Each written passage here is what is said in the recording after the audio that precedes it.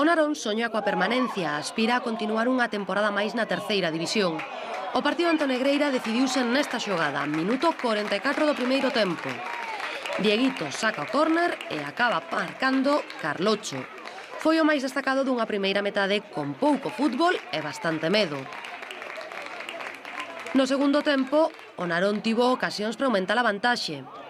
Boa xogada persoal de Coqui, pero acaba caendo. Ou este lanzamento de falta de Carlos Mella, que despexa Albor. No minuto 33, o Negreira quedou con 10 tras a expulsión de Cuqui por esta falta a Coqui no centro do campo.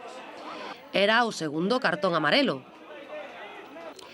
Pero aínda así puido chegar o empate dos visitantes pasado o minuto 45. A testada marchou desviada. Gañou o Narón, o equipo que máis o precisaba.